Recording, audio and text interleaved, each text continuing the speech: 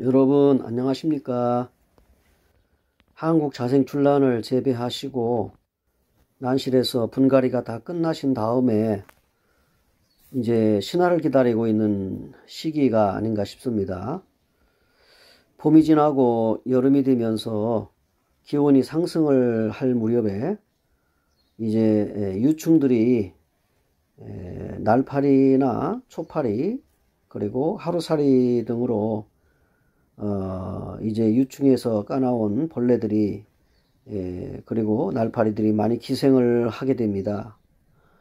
이때 이런 벌레들이 날파리들이 잎이나 난초의 잎이나 또는 냄새를 맡고 이제 비료나 또는 활력제나 또는 이제 농약을 이제 살충을 하기 위해서 주게 되는데 이때 특별한 냄새들이 유충이나 벌레들을 유혹할 수가 있습니다.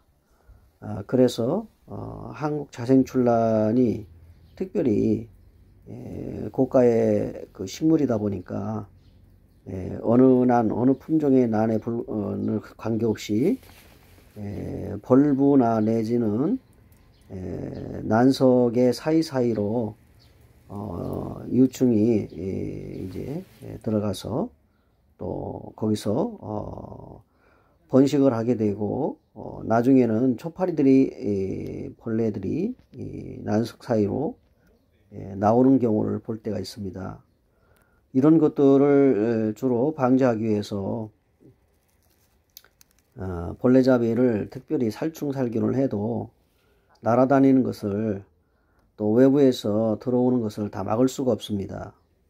그렇기 때문에 최소한 피해를 보지 않기 위해서 난실 환경을 식물인 난초들이 건강하게 잘 자라고 또 때를 따라서 잎이 성장하면서 신화도 올라올 수 있도록 그 난실 환경에 끈적이들을 이제 붙여서 유충이나 날파리나 나비 같은 것들을 잡아줘야 됩니다.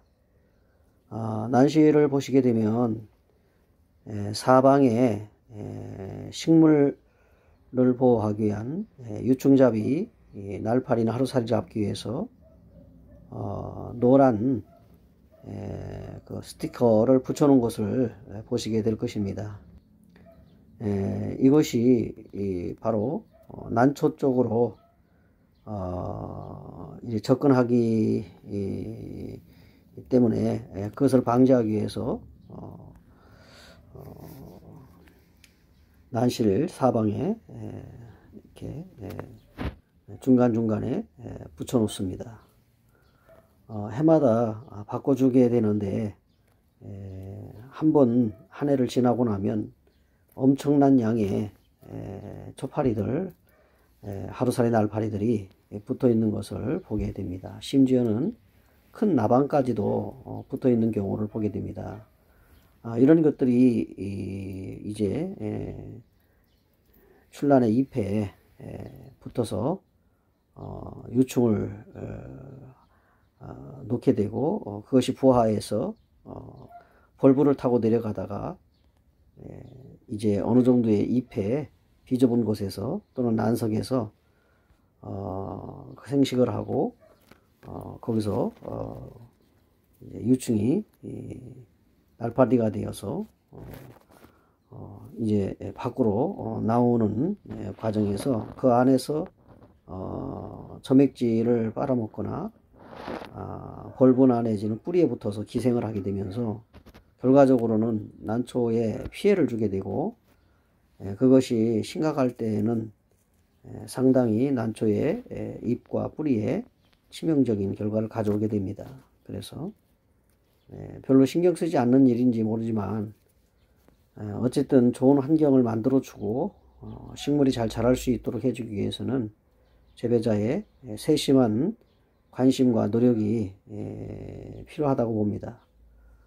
여러분들이 이제 주로 농약방에서 구입을 하셔가지고 이것을 난실 주변에 많이 붙이셔서 날라 들어오는 여러 가지 초파리나 벌레들을 잡아주고 깨끗한 환경 속에서 식물이 자랄 수 있도록 해주시는 것도 대단히 중요하다 이렇게 봅니다. 제가 소장하고 있는 난초들이 최고의 현재 한국자생출란의 최고가의 난초들은 없지만은 그래도 많은 에라인들이 유통하기 쉬운 그리고 재배하기 쉽고 접근하기 쉬운 난초들은 어느 정도는 갖추고 있는데 이것은 지금 신화가 이게 4개의 신화입니다. 이 4개의 신화가 올라오고 있습니다. 그래서 제가 이 4개의 이제 두 촉을 신화를 잘 받았던 두 촉을 구입을 해서 함께 공동 구입을 해서 키우고 있는데 신화가 올라오고 있습니다. 하나분 쪽에서는 생강근처럼 이렇게 형성이 되어서 올라오는데 신화입니다. 그래서 퇴촉이 되기 전에 잎이 남아있는 상태에서 광합성을 통하여 벌브에 영향을 주고 또 벌브에서 신화를 붙이는 이런 과정을 통해서 새로운 신화를 다시 올리게 되는 것입니다. 사계의 특징 중에 하나가 발색이죠. 그래서 서서히 이 신화가 표토를 뚫고 올라오면서 보여주기 시작하면 빛을 주고 발색을 시키는 것이 관건이다 이렇게 봅니다. 3일 만에 물을 줍니다. 이제 3일 만에 물을 주게 되는데 제가 영상에서도 여러 번 강조했듯이 물을 줄 때는 다각이 말하자면 분무기를 바짝 대고 주시면 안 됩니다. 겨울의 냉해보다도 봄과 여름의 냉해가 더 무섭습니다. 그래서 급격히 이 찬물을 지하수를 주게 되면 식물은 깜짝깜짝 놀라게 되죠. 그래서 얘들이 균형을 잃기도 하고요. 또는 이제 추위를 타서 냉이를 입어서 잎이 타는 경우가 많이 생깁니다. 그동안 이제 물주기에 관련해서 신경을 많이 쓰시지 않았거나 집중해서 계속 뭐 10초나 20초 정도 이렇게 물을 주게 되면 그 난초는 반드시 냉이에 오게 되어 있습니다. 그래서 좌우로 왕래하면서 물을 이렇게 위에서 흩뿌리듯이 여러 번 왔다 갔다 한 3번, 4번 정도 하시면 충분히 하나씩 주는 것만큼 이 난석들이 물을 흡수합니다. 그렇기 때문에 집중해서 그렇게 주면서 오랜 시간을 걸리지 않아도 됩니다. 3일 만에 물을 주어도 충분하고요. 반음지 식물인 이 출란도 뿌리 자체가 컬크 형식으로 되어 있기 때문에 물을 잘 흡수하고 있어요. 그래서 3일 만에 물을 주는 시기라도 한 5일, 일주일 만에 주어도 충분합니다. 그래서 물이 필요할 때에는 벌써 뿌리가 탱글탱글해지고요. 그리고 물을 주면 잘 흡수를 합니다. 그래서 물을 주고 빨리 이제 건조되는 것이 난초에게도 식물에게도 좋습니다. 물이 오래 머물러 있으면 과습이 되기 때문에 벌브가 무너질 수 있고 균이 오랫동안 지속해서 머무를 수가 있어서 지하부나 지상부가 모두 다 상할 수가 있습니다. 이 때문에 분갈이를 해서 난석을 새로 갈아 주셨다면 이렇게 물을 줄 때 시원스럽게 위에서부터 물이 전부 다 밑으로 쏟아질 때까지 여러 차례 왕복하면서 주시는 것이 물주기의 답이라고 생각을 합니다. 제가 개인적으로 지금까지 약 40년 동안 난초를 키웠습니다. 83년도부터 시작했으니까요. 그때부터 지금까지 저도 많은 시행착오를 겪었지만 지금도 배우는 입장이지만 나름대로 터득한 노하우가 있어서 여러분들에게 소개를 합니다. 재배의 환경에서 나름 터득한 노하우로 재배하시는 것은 본인의 경험상 맞다고 보고요. 그러나 제 입장에서는 제가 경험한 대로 말씀을 드리고 있는 것입니다. 어느 난초나 보통 잎이 다혈장이 되고 벌브가 잘 익어서 연글었을 때 뭐 한 촉이 됐든 5촉이 됐든 그 촉은 꽃을 달 능력이 됩니다. 그래서 한 촉에서 꽃을 달 수도 있고요. 5촉이 돼서도 꽃을 달 수가 있어요. 그러나 7, 8촉이 돼도 꽃을 달지 못한다, 꽃을 잘 안 단다, 이렇게 하시는 분들도 많은데요. 그거는 상태에 따라서 그럴 수가 있습니다. 기본적으로 건강한 난초에 그 벌브가 잘 연글어서 잎장수가 5장 이상이 되고 하면 꽃을 달 수 있습니다. 다뤄야 됩니다. 그렇기 때문에 저희 난실에도 한 20여 명이 입점해 있는데 제 자랑이 아니라 저는 웬만한 세력이 되면 꽃을 다 답니다. 그래서 제 난실에는 꽃이 많습니다.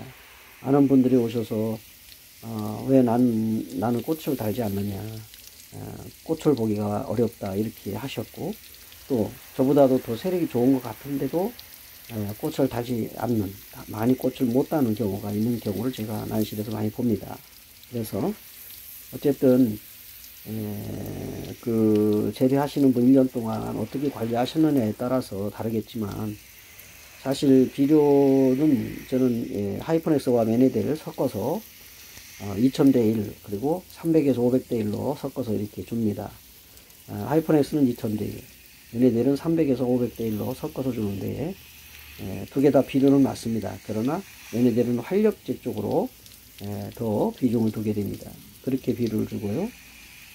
그 다음에 분갈이를 하면서 늘 마감프 K를 넣어주게 되고, 그 다음에 마스나가를 올려주게 되는데, 마스나가는 구입을 해서 바로 올리지 않습니다. 1년에서 2년 정도 묵혀가지고 가스가 다 날아간 후에 어느 정도 바싹 마른 상태에서 이제 난석 위에 올려놓게 되지요. 그리고 그것이 이제 다 녹아서 없어질 때까지 이렇게 사용을 하게 되는데, 여름에 비가 많이 오고 그 시기가 길어질 때는 제가 내렸다가 다시 올리기도 하지만, 다시 말려가지고 하기도 하지만요. 그리고 이제 살충도 살균도 해서 그렇게 해서 올리게 됩니다. 그리고 약한 것은 2분의 1, 3분의 1로 잘라서 분가 쪽으로 올려놓고 줍니다.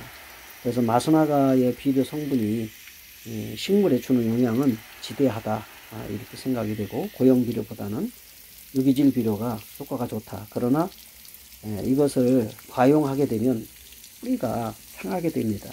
그리고 검게 탄화 현상이 일어나지요. 그래서 잎이 끝이 타기도 합니다. 그래서 비료는 신경 써서 줘야 되고, 유기질 비료도 필요하고, 그리고 무기질 비료도 필요합니다. 저는 그렇게만 사용하고, 특별히 뭐 이 약이 좋다, 저 약이 좋다, 저 비료가 좋다 해서 해도 잘 쓰지 않습니다. 약은 많이 주는 게 좋은 건 아니에요. 살균이 됐든 살충이 됐든 식물에는 그렇게 막 5-6가지, 7가지를 다달이 2-3번씩 주는 거는 저는 반대합니다. 물은 자주 주지만 비료나 살균 살충을 잘 주지 않습니다. 봄에 예방 차원에서 주고, 가을에도 예방 차원에서 비료를 3차례 정도 줍니다. 그리고 평상시에는 마감프 K, 그 다음에 마스나가를 이용합니다. 그래도 꽃도 잘 달고요, 신화도 잘 올라옵니다. 상당히 번식이 잘 되지요. 특별히 그 원명 같은 경우는 명명하신 대구의 의사선생님 통해서 제가 약간 밑다른 촉에 한 촉을 제가 당시에 700만원 정도 주고 구입을 해가지고 지금 상당히 많은 촉수를 번식을 했습니다. 그래서 제가 제 난실에서 밖으로 판매를 아직 해보질 않았고 재난실에 다 있는데 거의 뭐 3, 40촉 정도 원명이 번식이 되었습니다. 보시는 것도 지금 원명입니다. 그 앞에. 그래서 잘 크고 있고, 금년에는 한 7, 8촉 되는 화분에 하나분에 꽃을 달려고 대기하고 있습니다. 금년에는 꽃을 달으리라고 생각이 되고, 나머지는 이제 번식을 하는 과정에서 2촉, 3촉 이렇게 4촉씩 되는 화분이 많이 있습니다. 신라도 마찬가지고, 그 다음에 1호라도 마찬가지고, 진라도 있고, 그 외에 뭐 여러 가지 주구마라든지 황화라든지 황화소심이라든지 이런 난초들이 다량 제가 보유하고 있습니다. 어쨌든 꽃을 달아서 전시에 출품하는 것을 개인적으로 제일 우선으로 생각을 하고 있고요. 그리고 이제 꽃을 보시고 구매를 요청하시는 분들에게 또 상인되시는 분들에게도 이렇게 판매를 하거나 교환을 하는 경우가 있습니다. 촉수가 많아지기 시작하고 품종의 수가 많아지게 되면 어차피 이제 교환을 하거나 판매를 해야 되는 입장이 생기지요. 잘 기르고 건강하게 난초를 생육시키고 꽃을 달고 신화를 받는 것이 대단히 중요하다 이렇게 여깁니다. 여름에도 벌레들을 통해서 이제 난초가 몸살하지 아니하도록 병에 들지 않도록 잘 보시고, 오늘은 특별히 이제 벌레를 잡는 그런 스티커를 농약방에서 구매를 하셔가지고 끈적이를 달아서 예방한다는 거 강조하고 싶습니다. 그래서 오늘은 여름 재배 관리에 대해서 여러 가지가 있겠지만 벌레잡이, 유충잡이를 살충보다도 날아다니는 것들을 잡아주는데 중점을 두고 말씀을 드렸습니다. 여러분, 금년에도 기상이변이 심하고 어떻게 일기 조건이 변할지 모릅니다. 잘 대비하시고 때를 놓치지 마시고, 농사는 때라고 했는데 때를 놓치면 풍년보다는 흉년이 듭니다. 그래서 다 똑같은 시기와 똑같은 시간을 보내도 어떤 분은 풍년이 들고 어떤 분은 흉년이 드는 것은 재배자의 관심과 노하우라고 하겠습니다.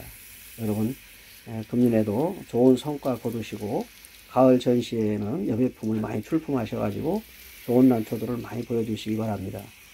저도 열심히 해서 유튜브를 하지만 큰 욕심 없이 이 좋은 정보들을 또 여러분들의 정보들을 공유하고 싶습니다. 여러분, 오늘도 건강하시고 행복한 애란 생활 하시기 바랍니다. 대단히 감사합니다. 안녕히 계십시오.